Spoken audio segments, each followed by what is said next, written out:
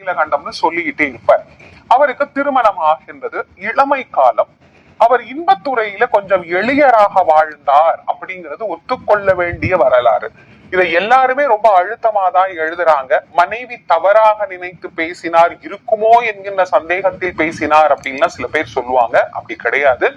அவர் இன்பத்துறையில் எளியராகவே வாழ்ந்தேன் என்று பிற்காலத்தில் அவரே அதை ஒப்புக்கொண்டு சொல்லுகிறார். அப்படி அவர் வாழ்ந்து கொண்டிருக்கிற போது ஒரு முறை அவருடைய மனைவிக்கு இந்த தகவல் தெரிகின்றது. எப்பவுமே பெண்களுக்கு ஒரு இயற்கையா அந்த ஒரு கோபம் வரதானே செய்யும். தன்னுடைய கணவன் தன்னை தவிர இன்னொரு பெண்ணை விரும்புகிறார் அப்படின்னு சொல்லும் போது அது எந்த பெண்ணுக்கு தான் கோபம் வராம இருக்கும்? அவருக்கு கொஞ்சம் கோபம் வந்து விசாரிக்கிறார். விசாரித்த உடனே அவர் ஆம் என்று உண்மையை ஒத்துக்கொள்கிறார். அவர் பொய் சொல்ல மாட்டார். ஏன்னா அவரு நெற்றியில திருநீரு, வாயில சிவனுடைய நாமம், கழுத்துல ருத்ராட்சம், முழுக்க சிவப்பழமாக இருக்கிறார். எப்படி பொய் சொல்லுவார்? செய்தது தவறுதான். தான் தவறு செய்தேன் என்பதையும் உண்மையிலேயே ஒத்துக்கொள்ளுகிறார். நான் தவறு செய்து விட்டேன், என்னை மன்னித்து விடு அப்படின்னு மனைவியிடத்திலே மன்னிப்பும் கேட்கிறார்.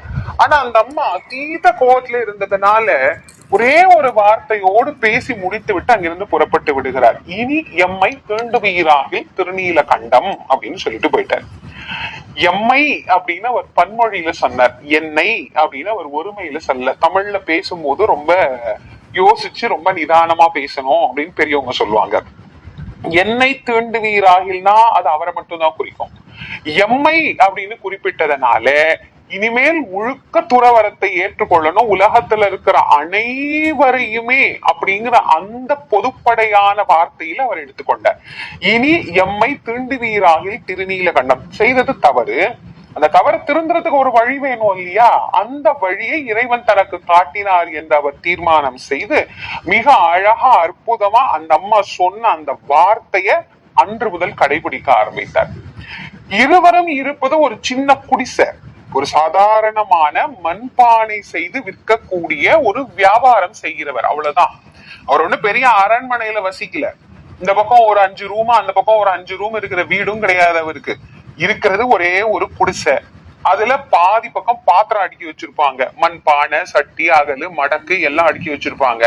இந்த பக்கம் அந்த அம்மா சமைக்கிறதுக்கு கொஞ்சோண்டு இடம் இருக்கும், கொஞ்சம் பாத்திரம் இருக்கும், வெளியில கொஞ்சம் புழங்குறதுக்கு இடம் இருக்கும். ஒரு குடிசை எவ்வளவு பெருசு இருக்கும்? அதுல 2 பேர் 3 பேர் படுக்கலாம். இவ்வளவுதான் அங்க இடம்.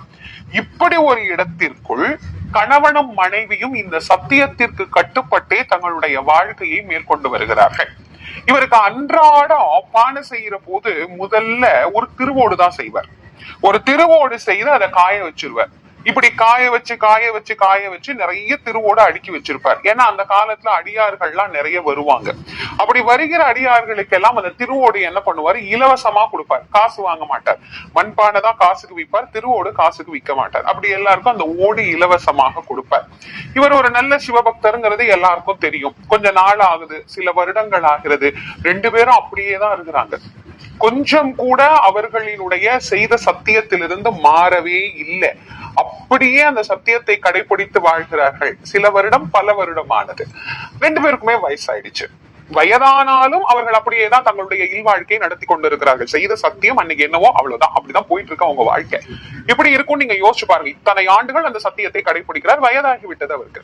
ஒரு நாள் உட்கார்ந்து வெளியில பானை செய்யறதுக்காக எல்லா மண்ணையும் போட்டு பிசைஞ்சு அந்த சக்கரத்துல அதை எல்லாத்தையும் வச்சு தயார் பண்ணிட்டு இருக்கிறார். அப்போ ஒரு சிவனடியார் ஒருத்தர் வந்து நிக்கிறார். நல்ல நெற்றி நிறைய திருநீரு, கழுத்துல ருத்ராட்சம், சிவத்தினுடைய அந்த சிவ ரூபமாக அதை பார்க்க அவருக்கு அப்படியே அந்த ரூபத்து மேல ஏதோ ஒரு பெரிய ஈர்ப்பு ஒன்று தோன்றுகிறது. அழகா அற்புதமா ஒருத்தர் வந்து நிக்கிறார். அவரை பார்த்த உடனே, ஐயா வாங்க, எந்த திருத்தலத்துல இருந்து வரீங்க, எந்த திருத்தலத்துக்கு போறீங்கன்னு எல்லாம் விசாரிச்சார். நான் கொஞ்சம் வேலையா போறேன், என்கிட்ட ஒரு உயர்ந்த பொருள் ஒன்று இருக்கிறது, அதை எங்காவது பத்திரமா வச்சுட்டு போலான்னு பார்த்தேன். நீ தான் தென்பட்ட, உன் புடிச்சுதான் தென்பட்டுச்சு, அதனால உங்ககிட்ட கொடுத்துட்டு போலாம்னு வந்தேன் அப்படின்னாரு. ஐயா வாருங்கள், அமருங்கள், உங்களுக்கு என்ன வேணுமோ இங்க இருந்து எடுத்துட்டு போங்க, என்ன கொடுக்கணும்னு நினைக்கிறீங்களோ கொடுத்துட்டு போங்க, நான் பத்திரமா வச்சிருக்கிறேன் ஐயா அப்படின்னு அவர் சொல்றாரு. இவர் என்ன பண்றாரு? தன்னுடைய பையில இருந்து ஒரு துணியெல்லாம் சுத்தி ஒரு பொருள் ஒண்ணு இருக்கு, அதை இப்படி கையில எடுக்கிறாரு. அதுவும் ஒரு ஓடு மாதிரி தான் இருக்கு. இது என்னங்கய்யா, இது ஓடு மாதிரி இருக்கு, இதே மாதிரி என்கிட்ட நிறைய ஓடு இருக்குது அப்படிங்கிறாரு. உடனே அந்த குயவனர் அதுக்கு வந்த அடியார் சொல்றாரு, உன் ஓடும் இதுவும் ஒண்ணு கிடையாது, உன் ஓடு வேற, இது வேற, இது உலகில் எங்கும் கிடைக்காது, இது ஒரு அதி அற்புதம் வாய்ந்தது, அதிசயம் வாய்ந்தது, இது அல்ல குறையாதது, இது ஒரு அக்ஷய பாத்திரத்துக்கு சமமானது அப்படின்னு அதை பத்தி நிறைய விளக்கப்படுத்திட்டு, இதை பத்திரமா வச்சுட்டு என் வேலையை முடித்து கொண்டு வந்து நான் பெற்றுக்கொள்கிறேன் இவர் போயிட்டார். அவர் அதை என்ன பண்ணாரு, அவங்க வீட்டுல ஒரு சின்ன மரப்பெட்டி ஒண்ணு இருந்தது. அந்த காலத்துல எல்லாம் ஏது லாக்கர்ஸ் எல்லாம் ஒரு சின்ன மரப்பெட்டி, பேழை இந்த மாதிரி தான் வச்சிருப்பாங்க. அந்த மரப்பெட்டியில கொண்டு போய் வச்சு அதை பூட்டிட்டார். சரி, அடியார் வந்து கேட்கும் போது எடுத்து கொடுத்துடலாம் அப்படின்னு சொல்லி அதை வச்சுட்டார். வேலையெல்லாம் முடிச்சுட்டு அடியாரும் வருகிறார். வந்த அடியார், ஐயா அந்த நான் கொடுத்தனே பொக்கிஷமா பத்திரமா வச்சுக்க சொல்லி அதை எடுத்து கொடுங்க, நான் கிளம்புறேன் அப்படிங்கிற. இவர், ஐயா கொஞ்சம் இருந்து இளைப்பாரிட்டு பொறுமையா போலாம். இல்ல எனக்கு நிறைய வேலைகள் இருக்கு, நான் புறப்படணும், அதை எடுத்துட்டு வாங்க அப்படிங்கிற. உடனே நேரா அவர் குயவனார் உள்ள போய் அதை திறந்து பாக்குறாரு. அதற்குள் சிவபெருமான் அதை மறைத்து விட்டார். உள்ள ஒண்ணும் இல்ல, வெறும் வச்ச இடம் தான் இருக்குதே தவிர அந்த துணியும் இல்ல, உள்ள இருந்த பொருளும் இல்ல. பதறி போய் எல்லா இடத்துலயும் தேடுறாரு, கிடைக்கல. அங்க ஓடி தேடுறாரு, இங்க ஓடி தேடுறாரு, ஒன்னும் கிடைக்கல. மனைவியும் கூட சேர்ந்து தேடுறாங்க. ஏன்னா அவர் வைக்கிறத அந்த அம்மா பாக்குறாங்க, நடந்ததெல்லாம் அந்த அம்மா பார்த்துட்டு தான் இருக்கிறாங்க. 2 பேரும் தேடுறாங்க, கிடைக்கல. இவர் வெளியே வர்றார், பதட்டமா வர்றார். இந்த வந்தவர் ரொம்ப சாத்வீகமா சாந்தமா உட்கார்ந்து இருக்கிறார். ஐயா என்ன இவ்வளவு பதட்டமா வரீங்களே, என்ன அப்படின்னு கேக்குறாரு. ஐயா இல்ல நான் வச்ச பொருளை இப்ப காணங்கயா, எங்க போச்சுன்னு தெரியலீங்களே, நான் இங்கதானங்கயா வச்சேன், காணும். அது எப்படி வச்ச பொருள் காணாம போகும்? ஆமாங்கயா நான் இந்த பேழையில தான் வச்சேன், வாங்க வந்து பாருங்கன்னு கூட்டிட்டு வந்து காட்டுறாரு. ஒரு சின்ன பேழை, இதுக்குள்ளதாங்கயா நான் வச்சேன், அது எப்படி காணாம போனதுன்னு எனக்கு தெரியல. அது எப்படி உனக்கு தெரியாம காணாம போகும்? அது இல்லைங்கயா நான் சத்தியமா இங்கதான் வச்சேன் அப்படிங்கிற.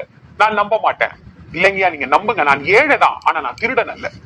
நான் ஏழை, எனக்கு வர வருமானம் எனக்கு போதும். நான் ஏதோ இந்த மண்பாண்டம் எல்லாம் வித்து நான் வாழ்றேன். உங்கள் பொருளை திருடி வாழ வேண்டும் என்ற அவசியம் எனக்கு இல்லை. நான் திருடன் அல்ல, என்னை நீங்க திருடன்னு பாக்குறீங்க, அதுக்கு நான் உரியவன் அல்ல, என்னை மன்னிச்சிருங்க. எவ்வளவோ சொல்ற, இல்ல நான் ஒத்துக்க மாட்டேன், நீதான் அதை திருடி இருக்கிற. எப்படி நான் சொல்றேன்னா, இந்த ஓடும் அந்த ஓடும் ஒன்றல்ல, இந்த ஓடு மிக உயர்ந்தது என்று என் ஓட்டினுடைய ரகசியங்களை எல்லாம் நான் உனக்குத்தான் சொல்லி இருக்கிறேன். அப்ப நீ என்ன நினைச்சிருக்கலாம், இந்த ஓட்டை நாம வச்சுக்கிட்டா என்னன்னு நீ ஏன் நினைக்க கூடாது? ஆகவே நீ நினைச்சிருக்கிறது உண்மை, என் ஓட்டை திருடி இருப்பது உண்மைன்னு நான் சத்தியம் செய்து சொல்லுகிறேன், உங்கள் ஓட்டை நான் திருடவில்லை. கண்ணீர் விட்டு கதறி அழுகிறார். அந்த அம்மா மண்டியிட்டு அழறா, என் கணவன் நிரபராதி, அவர் திருடல, நாங்க 2 பேருமே இங்கதான் இருக்கிறோம், அது இங்கதான் வைக்கப்பட்டது, நாங்க 2 பேரும் சொல்றதை நீங்க ஏத்துக்கணும் அப்படின்னு அவளும் மண்டாடி கேட்கிறார். அவர் ஒத்துக்கிறாப்லே இல்ல. சரி நீங்க 2 பேரும் திருடல, உண்மைதானே? ஆமா. அப்ப நான் சொல்ற மாதிரி சத்தியம் பண்ணி கொடுங்க, வாங்க அப்படின்னு கூட்டிட்டு போற. ஊர் பெரியவர்கள் எல்லாம் வர்றாங்க. இவரை கொண்டு போய் சபையில நிப்பாட்டி நடந்ததை தெரிவிச்ச உடனே பெரியவங்க எல்லாம் என்ன சொல்றாங்க, ஐயா நீங்க சொல்றது உண்மை, நாங்க ஒத்துக்கிறோம், ஆனா திருநீலகண்டர் அப்படிப்பட்டவர் கிடையாது. அந்த ஊர் அவரை பத்தி சொல்லுது. இவர் ஒரு பெரிய அடியார், இவர் ஒரு சிவபக்தர், அன்றாடம் வருகிற அடியார்களுக்கு இவரே ஓடு பரிசா கொடுப்பாரு, இவர் ஏன் ஓட்டை திருட போறாருன்னு ஒருத்தர் கேட்கிறார். இல்ல அந்த ஓட்டை விட பல கோடி மடங்கு என் ஓடு உயர்ந்தது என்று நான் சொல்லிவிட்டு போன காரணத்தினால் அது தனக்கு தேவைப்படும் என்று இவன் ஏன் திருடி இருக்கக்கூடாது. சரி இவங்க திருடல அப்படிங்கறத நாங்க ஊர்க்காரவங்களும் சொல்றோம், நீங்க கேட்க மாட்டேங்கிறீங்க, என்ன செய்தால் நீங்கள் அதை ஒத்துக்கொள்ளுவீர்கள் அப்படின்னு ஊர் பெரியவங்க கேட்கிறாங்க. அதுக்கு அவர் சொல்றாரு, 2 பேரும் இந்த குளத்தில் மூழ்கி திருடவில்லை அப்படின்னு சத்தியம் பண்ணாங்கன்னா நான் ஒத்துக்கொள்கிறேன் அப்படிங்கிற. சத்தியம் பண்றதிலேயே பல வகை உண்டு. ஆணையிட்டு சத்தியம் செய்வது உண்டு, நீரில் மூழ்கி சத்தியம் செய்வது உண்டு. இப்ப இவர் இப்படி சத்தியம் கேட்கிறார், நீரில் மூழ்கி எனக்கு சத்தியம் பண்ணி கொடுக்க சொல்லுங்க அப்படிங்கிற. சரி 2 பேரும் நீர்ல மூழ்கி சத்தியம் பண்ணி கொடுத்துடுங்கப்பா அப்படிங்கிறாங்க பெரியவங்க. 2 பேரும் போய் அந்த குளத்துல இறங்கி மூழ்கி சத்தியம் பண்ண போறாங்க. அப்ப இந்த அந்த அடியார் சொல்றாரு, இருங்க நான் சொன்ன மாதிரி தானே நீங்க சத்தியம் பண்ணணும். ஆமா. 2 பேரும் ஒருத்தருடைய கையை ஒருத்தர் பிடிச்சுக்கிட்டு தண்ணீருக்குள்ள மூழ்கி வெளியில எழுந்து நாங்கள் சொல்லுவது சத்தியம் அப்படின்னு சொல்லணும், ஓடு திருடல அப்படின்னு நீங்க சொல்லணும் அப்படிங்கிற. இப்ப பிரச்சனையே அங்கதான் ஆரம்பிக்குது.